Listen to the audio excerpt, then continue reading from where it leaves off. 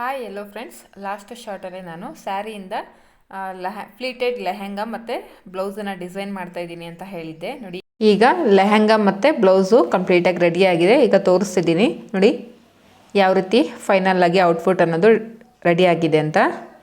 ತುಂಬಾ ಚೆನ್ನಾಗಿ ಔಟ್ಫಿಟ್ ಅನ್ನೋದು ಟರ್ನ್ಔಟ್ ಆಗಿದೆ.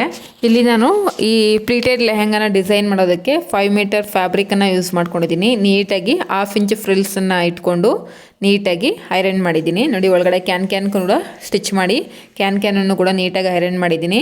ಫ್ರೆಂಡ್ಸ್, ಈ ಪ್ಲೀಟೆಡ್ ಲೆಹೆಂಗಾನ ನಾವು ಯಾವ ರೀತಿ ಸ್ಟಿಚ್ ಮಾಡಬೇಕು ಮತ್ತು ಯಾವ ರೀತಿ ಕಟಿಂಗ್ ಮಾಡಬೇಕು ಅನ್ನೋದ್ರ ಬಗ್ಗೆ ಕಂಪ್ಲೀಟಾಗಿ ನನ್ನ ವಿಡಿಯೋನ ನನ್ನ ಯೂಟ್ಯೂಬ್ ಚಾನಲಲ್ಲಿ ಅಪ್ಲೋಡ್ ಮಾಡಿದ್ದೀನಿ.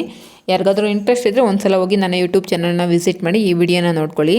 ಹಾಗೆ ನೋಡಿ, ನಾನಿಲ್ಲಿ ಅಡ್ಜಸ್ಟಬಲ್ ಉಕ್ಸನ್ನು ಕೂಡ ನಾನು ಕ್ಲಾತಿಂದನೇ ಸ್ಟಿಚ್ ಮಾಡಿ ಕೊಟ್ಟಿದ್ದೀನಿ. ಹಾಗೆ ಸೈಡಲ್ಲಿ ಇನ್ವಿಸಿಬಲ್ ಜಿಪ್ಪನ್ನು ಕೂಡ ಸ್ಟಿಚ್ ಮಾಡಿದ್ದೀನಿ.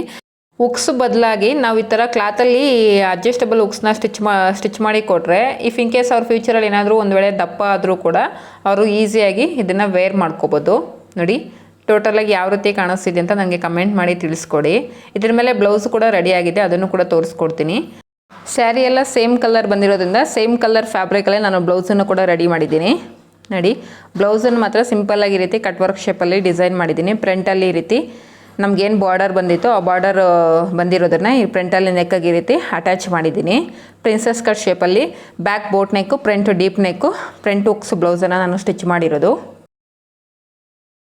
ಹ್ಯಾಂಡ್ಸ್ಗೆ ಮಿನಿ ಪಫ್ ಸ್ಲೀವ್ಸ್ ಥರ ಸ್ಟಿಚ್ ಮಾಡಿದ್ದೀನಿ. ಫ್ರೆಂಡ್ಸ್, ನೀವು ಯಾರಾದರೂ ಇದೇ ಥರ ಔಟ್ಫಿಟ್ನ ಡಿಸೈನ್ ಮಾಡಿಸ್ಕೋಬೇಕಂದ್ರೆ ನನಗೆ ಡೈರೆಕ್ಟಾಗಿ ಮೆಸೇಜ್ ಮಾಡಿ.